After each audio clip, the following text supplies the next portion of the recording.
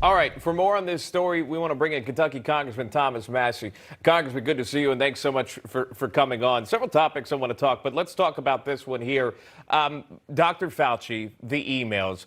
When questioned about how he relayed the information regarding COVID guidelines to the public, this was during the Trump administration versus the current administration.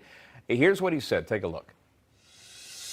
Science is a dynamic process. So something that you know in January, you make a recommendation or a comment about it. But as you get more and more information, the information leads you to change, because that's what science is.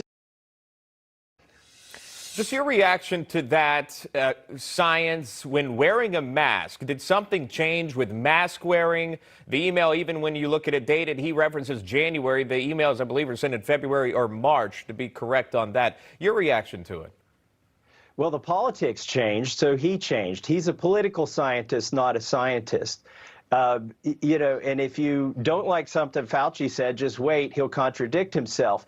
But I think Dr. Fauci should submit to a drug test. I think he should give a small vial of blood, and let's find out if he has antivirals. What advice was he actually taking and internalizing himself?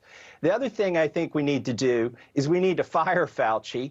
Marjorie Taylor Greene and I have co-sponsored a bill called the Fire Fauci Act. Of course, it would fire him, but the more important thing I think that it does is perform an audit on the programs that he funded while he still is the highest paid employee of the U.S. government, while he was directing the National Institutes of Allergy and Infectious Diseases.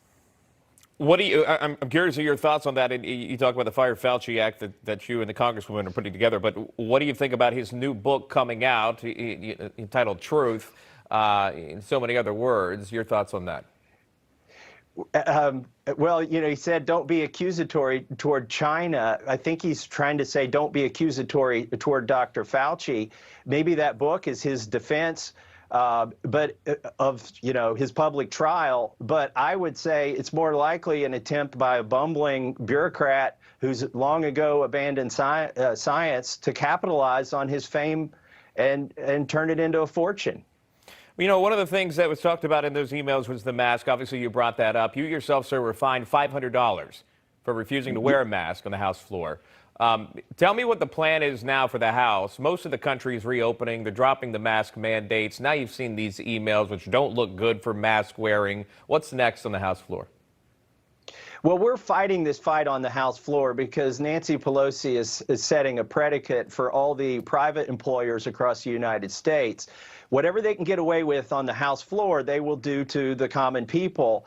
And it's all about theater, because the fine that she imposed on me and 9 other members of Congress who had a small revolt last week and went on the floor without our masks, the fine only applies if you're in front of a TV camera.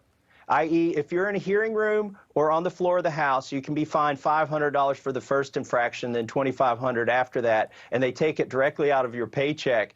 But as soon as you walk off the floor, you can take off your mask, and most Democrats take off their mask as soon as they get off the floor. That's how you know it's about theater. And so we just said, you know what, we're going to stand up to Pelosi, not because we're inconvenienced by a mask, but because millions of people, they're actually going to try and get vaccine passports. That's our concern, because Nancy Pelosi's position is until 100% of Congress is vaccinated, everybody has to wear a mask. I mean, she's going even further than the quacks at CDC are going. Yeah, and that's interesting, and that's been a topic of conversation. Obviously, it's happening in Congress as well amongst localities. Before I move from this topic to something else, I just wanted to ask you as well, the media's coverage of these emails from Dr. Fauci, you would say they're left under or up to interpretation, but are they really? If you read them word for word, you could surmise what is actually happening behind the scenes. If you look on certain media outlets, they're covering it for a minute. If you look on the other one, they're covering their story for hours. Why is that?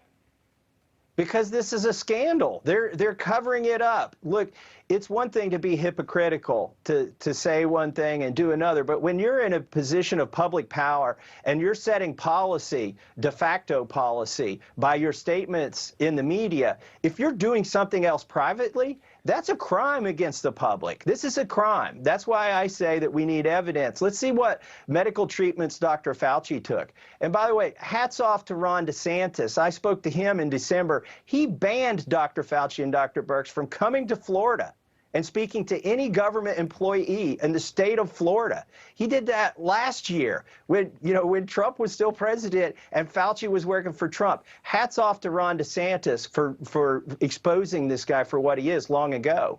And by the way, those emails were obtained under FOIA, so they weren't leaked. They were actually obtained there, just for clarification purposes, too. One quick thing. I was surprised to find my own name in those emails. What did it say? I didn't see that. Well, somebody was writing to Dr. Fauci, and they were complaining that Ken Buck, Representative Ken Buck and Representative Andy Biggs had voted against one of those stimulus packages.